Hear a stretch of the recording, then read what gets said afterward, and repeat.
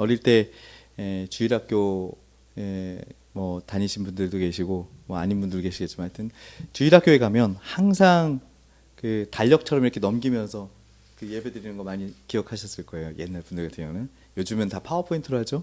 근데 이제 그렇게 커다란 도표를 이용해서 찬송가도 부르고 복음성가도 부르고 뭐 이렇게 했었는데, 지금은 유행도 많고 또 아이들이 뭐 유행가도 많이 부르지만 당시에는 그런 게 별로 없었어요. 그래서 제가 어릴 때 참 순진하게도 학교에서 복음성가를 흥얼거리는 아이들도 꽤 있었어요. 그렇게 어린 시절을 보낼 때 그때 이 가라지와 알곡의 비유를 참 많이 들었던 기억이 납니다. 그래서 참 가라지도 듣고 알곡도 있고 참 우리가 이런 가운데 살고 있다 뭐 이런 예배를 참 많이 드렸었죠. 그래서 주일학교 설교에서 이 설교를 참 많이 접합니다.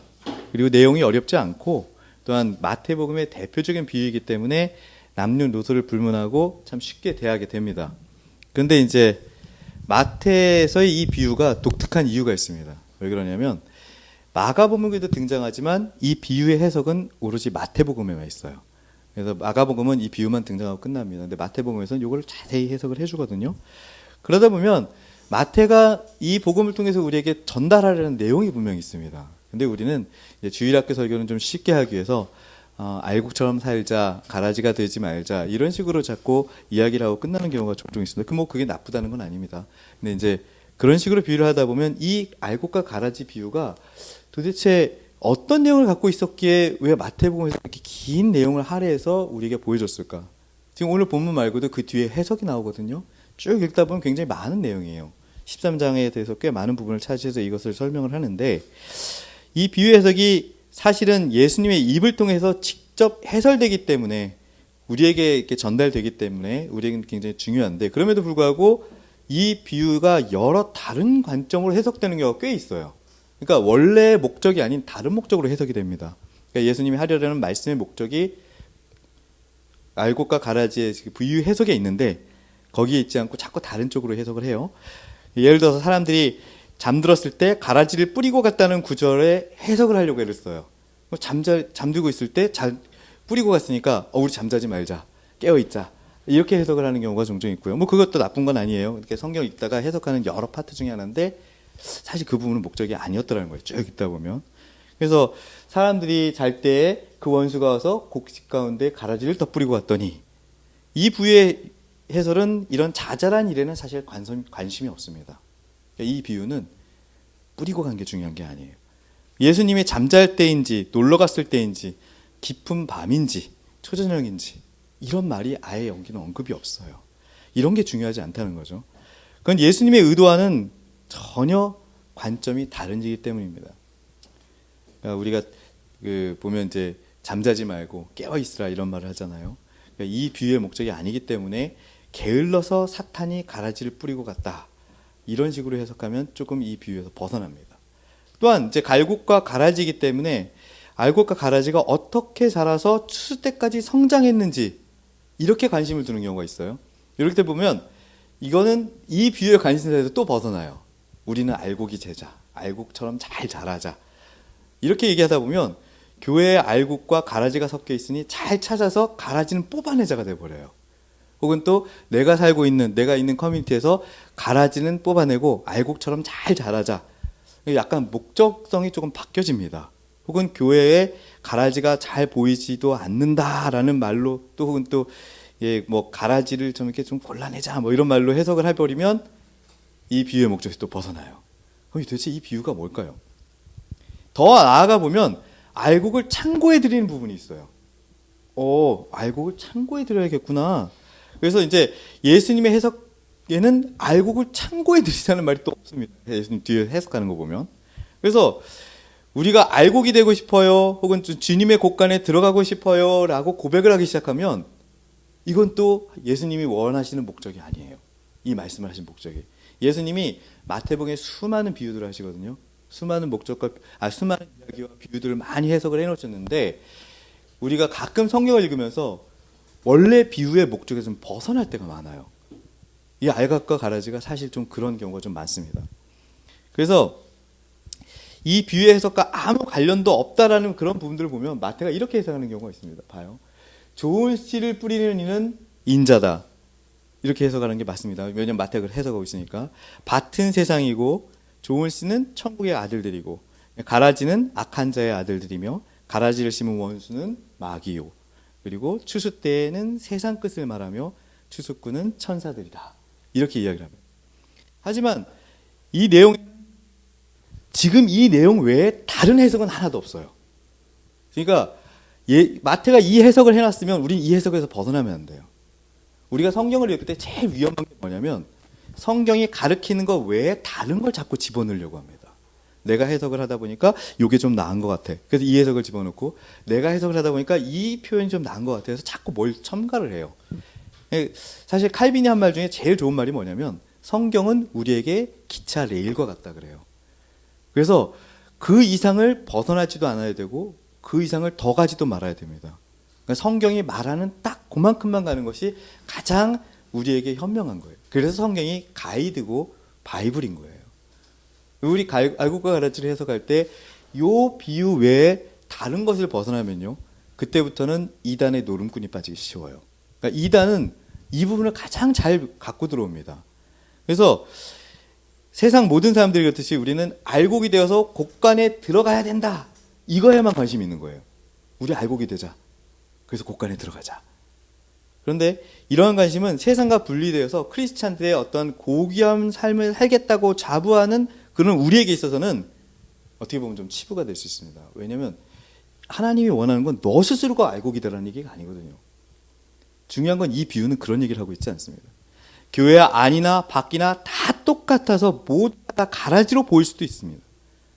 우리가 이렇게 알곡이 되어서 곡간에 들어가는 것에만 욕심이 있고 또 곡간에 들어갈 것에만 관심을 두는 사이에서 우리는 점점 진짜 알곡이 뭔지를 모르게 돼요.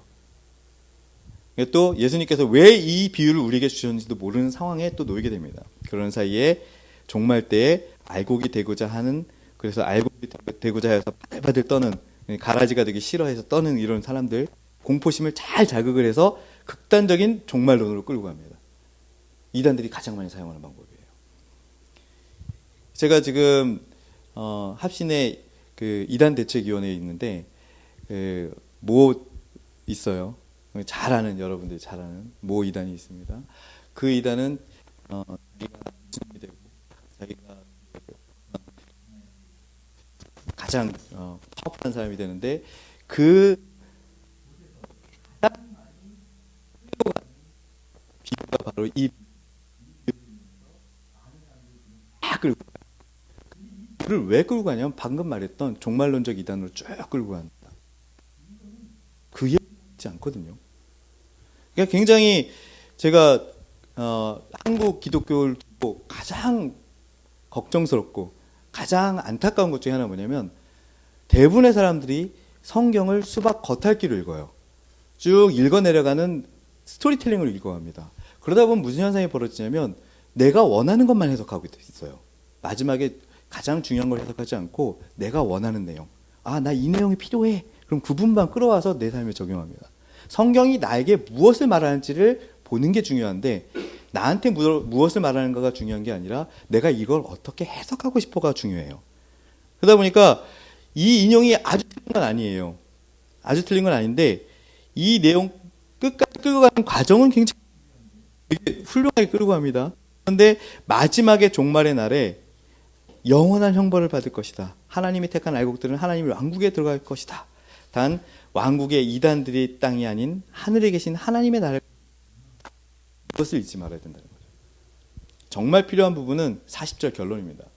40절에 보면 그런즉 가라지를 거두어 불에 사르는 것 같이 세상 끝에, 예수님의 설명은요, 구약의 모든 선지자들이었던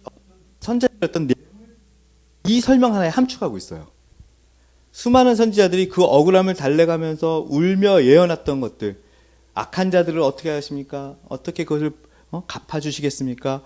이런 내용들이 있는데 예수님의 이 마지막 언급, 이 말은요 스바냐서에서 나오는 말입니다.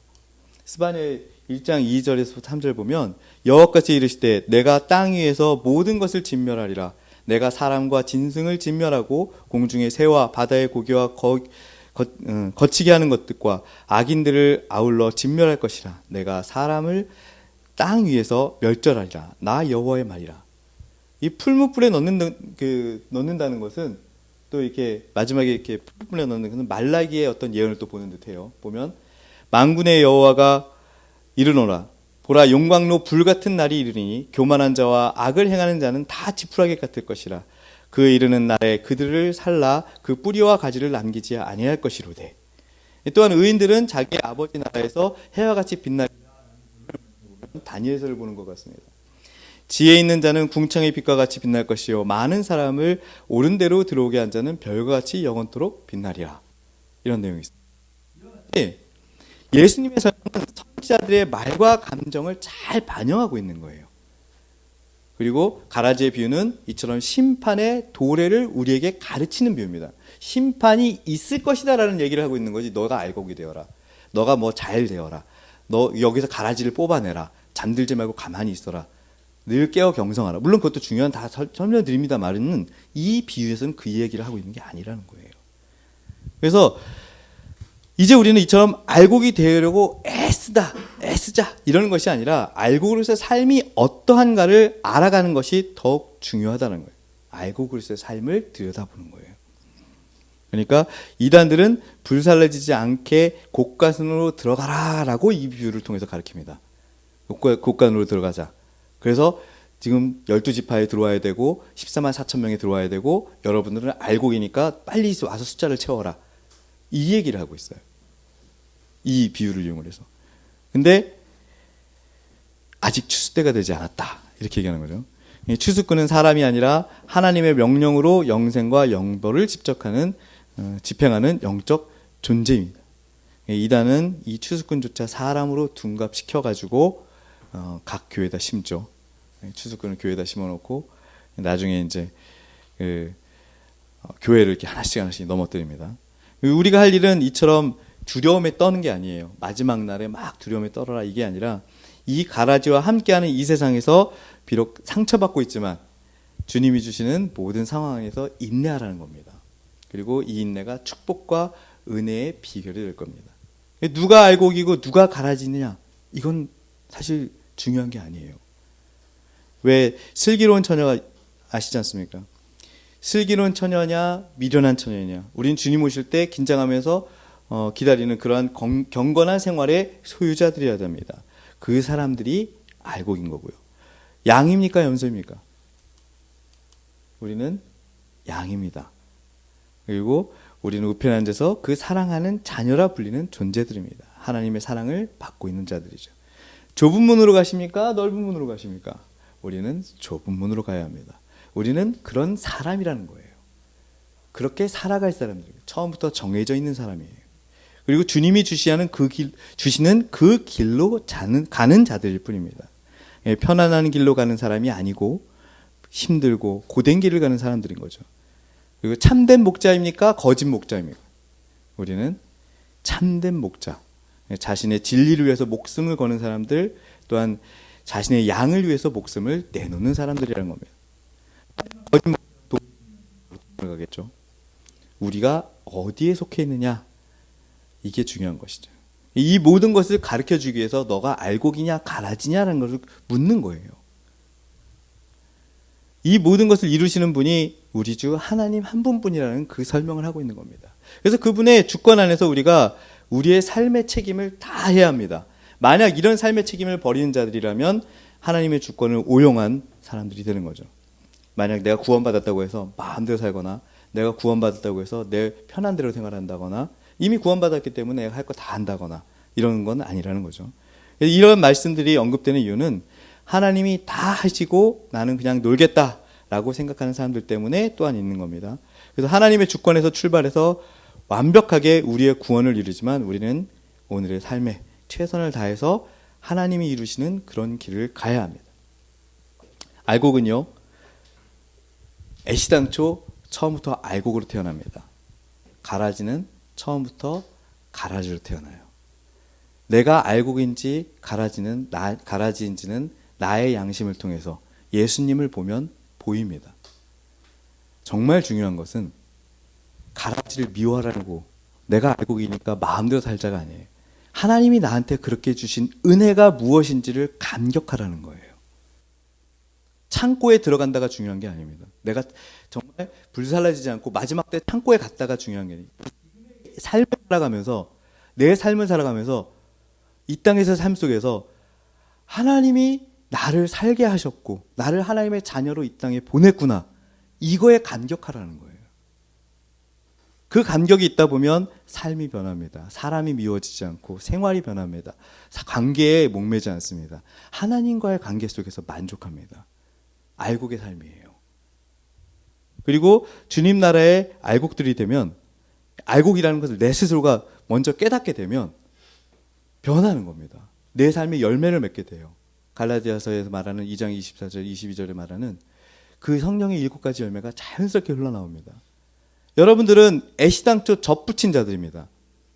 우리가 원래 참 이스라엘로 태어난 사람들이 아니잖아요. 이스라엘 백성으로 태어난 사람들이 아니에요. 그런데 하나님께서 우리를 이스라엘 백성으로 만드셨어요. 믿음의 이스라엘 백성으로. 모든 사람들이 다 구원받지 않습니다. 오직 이스라엘 백성들만 구원받아요. 하나님의 이스라엘 백성, 영적 이스라엘 백성들만 구원을 받아요. 그리고 하나님의 자녀들만 구원받습니다. 그런데 이것은 굉장히 논리적인 겁니다. 왜냐하면 모든 사람을 구원할 수 있으나 하나님께서 자기 자녀만 구원하겠다는 약속인 거예요. 내 자녀만 구원할 수 있기 때문에 굉장히 논리적인 거예요. 다른 사람까지 모든 사람을 다 구원할 수 있어서 사람들이 다 내가 믿으니까 날 구원해 주세요 라고 말하는 순간 하나님의 자리에 올라가면, 내가 착한 일을 했으니까, 내가 좋은 일을 했으니까 나는 알곡이 될 수 있어요, 나는 알곡처럼 살 수 있어요 라고 말하는 순간 알곡과 가라지를 결정하는 건 누구냐면 바로 나예요. 여기서부터 문제가 발생합니다. 내가 알곡과 가라지를 결정해서는 안 됩니다. 하나님은 나를 알곡으로 이미 보냈어요. 내 양심을 통해서, 내 안에 있는 크리스찬, 내 안에 있는 성령님을 통해서, 내 안에 있는 양심에 호소하시는 성령님의 말씀을 통해서 나는 내 알곡인지를 이미 압니다.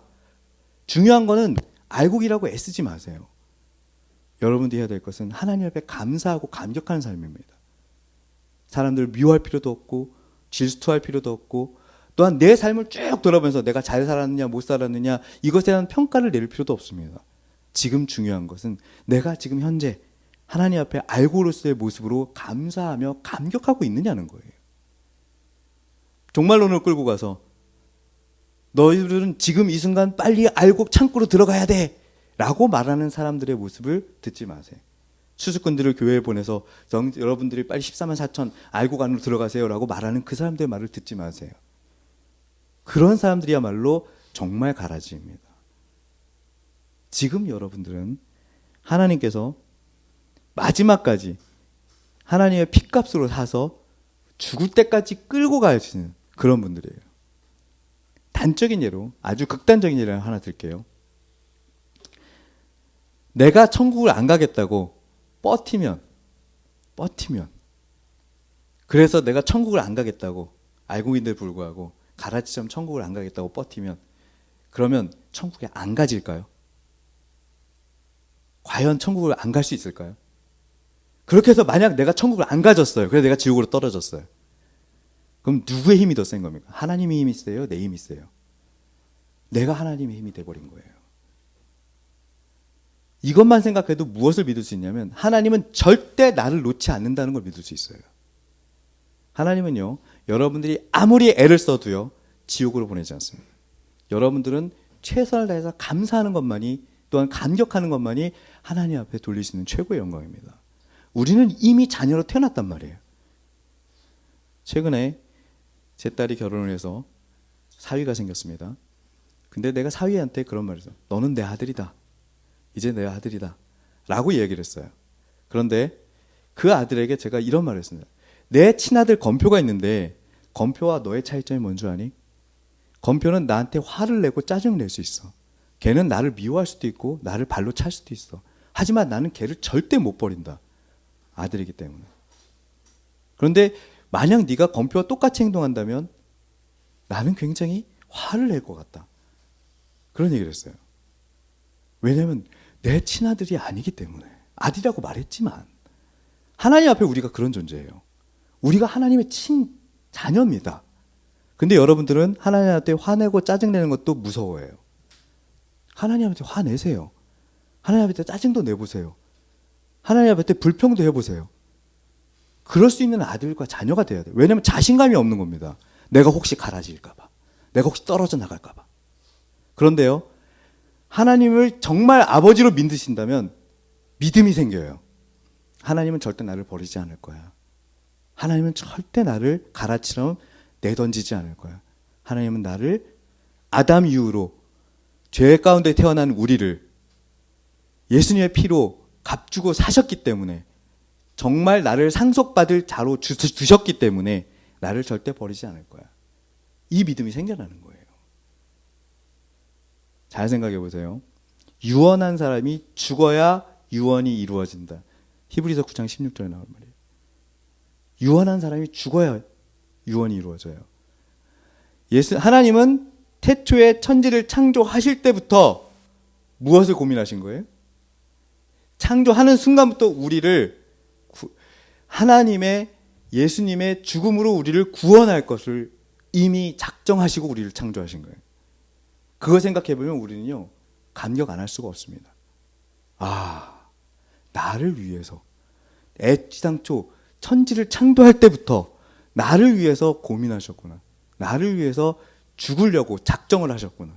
목숨을 내어주기를 작정하셨구나. 굳이 갖지 않아야 될 인성을, 예수님이 인성을 가질 이유가 있나요? 하나님이 그 몸에 인성을 가질 이유가 있나요? 가질 필요가 없거든요. 굳이 갖지 않아도 될 인성을 가져가면서까지, 시간 밖에 있으신 분이 시간 안으로 들어와서 인성을 갖기 전과 인성을 갖기 후로 나누어지는 그 시간 안에 굳이 들어와서 우리를 사랑할, 우리에게 사랑을 고백하시는 그러한 각오를 하시고 천지를 만드신 거예요. 왜 선악과를 만드셔서, 왜 아담으로 죄 짓게 하셔서, 왜 우리를 힘들게 하셔서, 왜 우리로 하여금 또 죄 가운데 태어나게 하셔서, 왜 나를 이렇게 힘들게 하셨어요? 불평하셔도 됩니다. 계속 불평하세요. 그리고 하나님 앞에 외치세요. 이제 나를 진짜 아들 맞죠? 나 좀 사랑해 주세요. 외치세요. 그리고 뿐만 아니라 하나님 앞에 감격하십시오. 나를 이렇게까지 사랑하셔서, 나를 이렇게까지 좋아하셔서 나를 이 땅에 두셨으니 오늘 아침에 일어나 밤에 잠잘 때까지 아무것도 못하는 코마 상태로 누워있다 하더라도 오늘 하루 하나님 앞에 영광을 돌리게 된 것에 대해서 감격하는 거예요. 내 삶을 주신 거에 감격하는 겁니다. 오늘 아침에 가게 문을 열고 아침부터 저녁까지 손님이 한 명도 안 와요. 하루 종일 난 찬송가만 듣고 있어. 오늘 하루가 하나님 앞에 영광이 된 걸까요? 하나님 앞에 영광을 돌리는 그 순간은 내가 하나님을 인정하고 하나님을 이해하고 하나님을 내 삶에 들어오는 그 순간에 이미 난 하나님 앞에 영광을 돌린 거예요. 오늘 하루가 하나님 앞에 굉장히 소중한 겁니다. 내가 꼭 무얼 가서 누굴 전도를 하고, 내가 꼭 누굴 가서 살리고, 누굴 가서 신유의 기도를 하고 방언을 터뜨리고, 이게 중요한 게 아니에요. 오늘 하루 하나님 앞에 영광을 돌렸느냐, 감사하고 감격했느냐. 알곡의 삶은 이런 겁니다. 그런 알곡의 삶을 살고 또한 마지막 때에 다 같이 천국에 가자라는 하나님의 비유이지, 너희들 종말 때 시간이 다 됐으니 빨리 알곡돼서 들어가라, 알곡이 되어라. 우린 이미 알곡인데 왜 알곡이 되어야 돼요? 사실 그렇게 말하면 우린 가짜들인 거예요. 아담이 선악과를 땄습니다. 그죠? 아담이 선악과를 땄기 때문에 우리는 죄 가운데 태어날 수밖에 없어요. 그래서 우리는 죄 가운데 태어나서 죄를 지을 수밖에 없었으나 예수님의 십자가의 피로 인해서 우리는 양자의 영을 받아 하나님 안에 들어왔어요. 아담이 선악과를 따지 않았으면 우리는 죄가 없었겠죠. 근데 여러분이 선악과를 안 따는 논리적 과정이 있어요? 이 부분이 대단한 겁니다. 선악과를 안 따는 초이스가 우리에 있나요? 나도 선악과 안 따봤으면 좋겠어요. 그렇기 때문에 우리는 선악과를 이미 딴 상태에서 태어났단 말이에요. 그런데 이 상태를 벗어날 수가 없기 때문에 어떻게든 하나님이 오셔야 됩니다. 어떻게든 오셔야 돼. 내가 갈 수가 없다는 거예요. 그래서 내가 알곡으로 태어난 겁니다. 왜? 내가 그걸 깨닫고 성령님으로 알고 내 안에 성전을 지었고 하나님이 그렇게 나로 알게 하였고, 그렇기 때문에 내가 더 이상 지금 당황하지 않고 방황하지 않고 하나님 앞에 갈 수 있다는 거죠. 이 논리를 갖고 태어났기 때문에 예수 그리스도의 십자가 피로 내게 주어진 이것, 예수 그리스도의 십자가 피로 양자형을 받은 이것, 그렇기 때문에 상속은 죽어야 이루어집니다. 그죠? 유언은 유언한 자가 죽어야 그게 진짜가 돼요. 예수님이 십자가에 죽었기 때문에 천국은 반드시 내 거예요. 반드시 나한테 이루어집니다. 이루어질 수밖에 없는 그것을 의심하고, 또한 하나님이 나를 안 도와주는 것 같고, 하나님이 나를 버리신 것 같고, 오늘 손님이 하나도 안 와서 나를 버린 것 같고, 오늘 마이너스가 났기 때문에 하나님이 나를 미워하시는 것 같고, 돈을 잃어버렸기 때문에 하나님이 나를 싫어하는 것 같고, 누가 차에서 뒤로 받았기 때문에 또 차값 떨어져서 나를 미워하시는 것 같고, 이게 아니라는 거예요. 이런 것들은 하나, 제가 다른 종교나 다른 말은 별로 소개를 잘 안 하는데, 유교에 이런 게 있어요. 공자가 있는데, 공자 옆에 이제 대단히 훌륭한 사람이 하나 있었답니다. 그 사람이 다리가 잘렸대요. 다리가 잘려서 알아 누웠답니다. 근데 이제 그 제자가 공자한테 물었답니다. 저 사람이 이제 큰일 났지 않습니까? 마음에 뭐 크게 문제가 생기지 않겠습니까? 했더니 다리 하나 잘린 건 저 사람에게 방 안에 흙을 주워서 밖에 하나 던진 것뿐이다.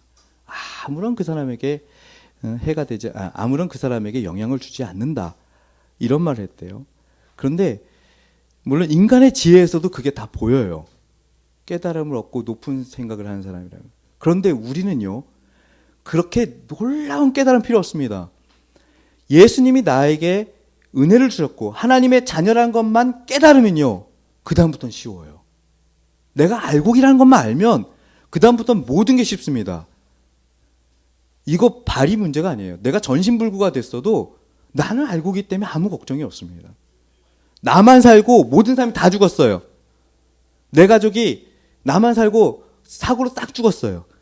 그랬어도 이게 내가 구원에는 아무 문제가 없는 거예요. 나의 구원에는. 물론 심적인 고통과 아픔과 어려움, 이것은 하나님과의 어떤 인간적인 여러 부분에서 당연히 아픔이 있죠. 없을 수가 없죠. 이걸 갖다가 무슨 어떤 다른 식으로 생각하라는 뜻이 아닙니다. 내 구원에 아무 문제가 없다는 거예요. 그만큼 우리 자신이 갖고 있는 자부심, 여러분들은 알고기예요. 하나님의 자녀란 말이에요. 하나님의 자녀에 대한 자부심을 가지세요. 힘을 내고 용기를 내십시오. 쓰러지지 마시고 좌절하지 마시고, 내가 하나님의 자녀인데 앞으로의 삶이 어려울 것 같아, 힘들 것 같아, 이런 생각하지 마시라는 거예요. 어려우면 어떻고 힘든 거 없고 쉬우면 어때요? 이건 알고의 삶과는 아무 상관이 없다는 거예요. 이건 다 누가 구하는 거예요? 이방인이 구하는 거예요. 우리는 하나님의 자녀이기 때문에 내일 먹을 거, 내일 지낼 거, 하루의 양식을 위해서 고민하지 마십시오.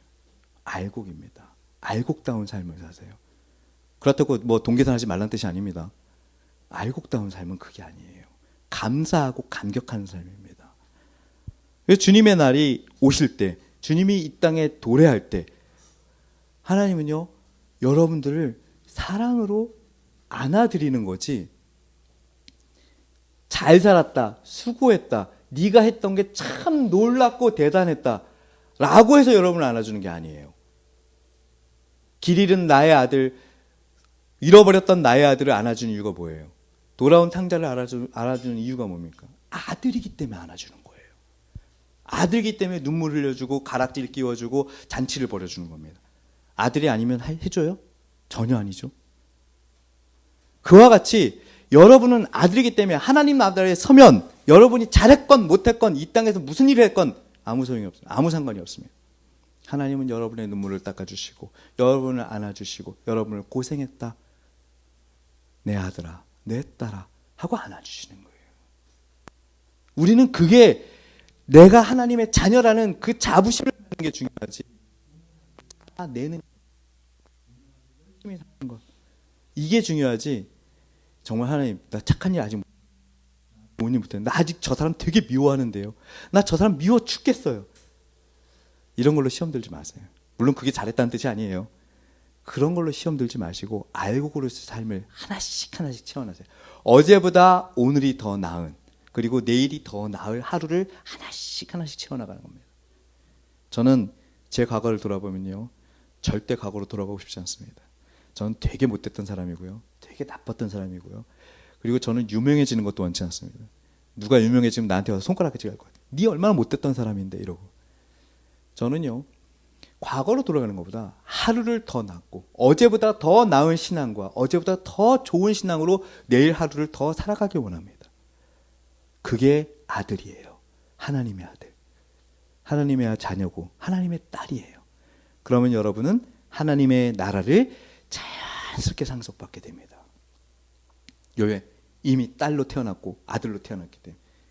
아들만 상속받는 거 아닙니다. 딸도 상속받아요. 하나님의 나라는 아들, 딸 구분이 없습니다. 하나님의 나라를 상속받는 거예요. 무조건. 그래서 주의 날에 이를 때, 영광의 심판의 날에 이를 때에 여러분들은 하나님과 함께 구름 속에서 하나님을 만나서, 데살로니가전서처럼 하나님 구름 속에서 하나님 앞에 영광을 돌리며 하나님을 만나시는 그런 분들 되시길 바랍니다. 그래서 주님의 날에, 그 영광의 심판의 날에 하나님 앞에 영광을 돌리며, 또한 주님의 은혜로 말미암아 소망으로 하나님의 축복을 받게 부족함이 없는 저 여러분들 다 되시기를 주님의 이름으로 축원드립니다. 우리 시간에 기도했으면 좋겠습니다. 우리 시간에 기도할 것은요, 하나님 나라의 온전한 알고, 하나님 나라의 아들들, 딸들이 다 되어서 그 알곡이라는 것을 다 깨달아서 주님께 영광 돌리는 삶, 그런 자녀가 되게 하여 주시옵소서. 내가 가라지라고 스스로 오해하지 않고, 또한 알곡이 되려고 노력하는 것이 아니라 알곡으로 태어남에 감사하는 자가 되게 하여 주시옵소서. 그리고 또 주님의 지체로서 하나님의 손에 꼭 붙들린 자가 되게 하여 주시옵소서. 마지막으로 심판날까지 우리를 이끄시고 인내와 소망을 가지고 그런 주님의 나라의 소망을 두며 인내로서 오늘 하루를 살아내는 참으로 놀라운 끈기 있는 신앙인이 되게 하여 주시옵소서. 우리 다 같이 기도하겠습니다. 하나님 아버지, 주님께서 우리를 사랑하사 하나님 나라의 자녀 되게 하시며 하나님의 백성으로 태어나게 하셨으며 하나님의 딸과 아들로 태어나게 하신 줄을 알며 또한 알곡으로 태어나게 하신 줄을 아오니, 아버지여 우리를 인도하여 주시옵소서. 우리가 하나님의 알곡의 모습을 갖추게 하여 주시며 하나님의 자녀의 모습을 갖추게 하여 주시며 하나님의 영광을 돌리는 자가 되게 하여 주시며 오늘 하루를 살아내는 데에 최선을 다하며 오늘 하루를 하나님 앞에 영광을 돌리며 하나님의 자녀임을 인식하는 데에 최대한의 삶을 살 수 있도록 주께서 인도하여 주시옵소서. 내가 가라지인지 의심하지 않게 하여 주옵시며 알곡이 되려고 노력도 하지 않게 하여 주옵시며 오직 알곡임을 감사하며 하나님 앞에 영광 돌리는 자가 되게 하여 주시옵소서. 이로하여 주님의 지체가 되게 하여 주옵시며 주님의 팔과 손이 되게 하여 주옵시고 이 땅의 삶에서 하나님 앞에 영광을 돌려 내가 참 크리스찬이며 진실한 크리스찬이 됨을 드러내는 자가 되게 하여 주시옵소서. 알곡임이 나타나는 자가 되게 하여 주시며 하나님의 진정한 뜻이 나타나는 자가 되게 하여 주옵시고, 또한 사람들이 내게 와 쉼을 얻으며 하나님이 또한 내게 보내는 모든 곳에 가서 하나님의 영광을 드러내는 자가 되게 하여 주시며 자녀의 모습이 드러나게 하여 주옵시고, 또한 마지막 심판 때에 주님을 만나 기쁨으로 이끄며 또한 주님을 만나 진심으로 만나며 하나님께 영광 돌리는 자가 되게 하여 주시옵소서. 오늘 하루 잘 살았다, 최선을 다했다 칭찬받는 자가 되게 하여 주시며 주님의 온전한 그 위로를 받을 수 있게 충분한 자가 되게 하여 주시옵소서. 주님의 말씀이 오늘도 살아 숨쉬는 자가 되며 하나님의 영광을 돌리는 자가 되게 하며 하나님의 뜻 가운데 놀라움으로 감사하고 감격하는 자가 되게 하여 주시옵소서. 하나님 아버지, 주님께서 우리를 알곡으로 태어나게 하시니 참으로 감사를 드립니다. 주의 자녀로 태어나게 하시니 참으로 감사를 드립니다. 주의 자녀로 났으니 주여 그에 마땅한 삶이 나타나게 하여 주시옵소서. 노력으로 하나님의 자녀가 되는 어리석은 자가 아니라 또한 가라지로 태어나서 비판하고 비평하며 하나님을 미워하는 자가 아니라 오직 주의 자녀로 태어나 하나님 앞에 영광 돌리는 자가 되게 하여 주시옵소서. 주의 말씀이 살아있는 참으로 주의 진정한 자녀가 되게 하실 줄 믿사옵고, 또한 하나님이 주시는 나머지 모든 삶 가운데 알곡으로서의 충실한 삶, 또한 성령의 열매를 맺는 귀한 삶이 되게 하실 줄 믿사오며 하나님 앞에 진실한 삶으로서 하나님 앞에 서는 그날까지 온전히 주의 말씀 가운데 잘 자라게 하여 주시옵소서. 이제는 우리 주 예수 그리스도의 은혜와 성부 하나님의 지극하신 사랑과 성령님의 감화감동 교통하심이 이제 심판날까지 인내와 소망을 가지고 주님이 이끄시는 삶으로 살아내어 주께 영광 돌리는 자녀 알곡이 되기로 다짐하는 주의 사랑하는 이 성도들 머리머리 위에와 이 교회와 주의 사랑하는 모든 교회 위에 이제로부터 영원토록 함께 있을지어다. 아멘.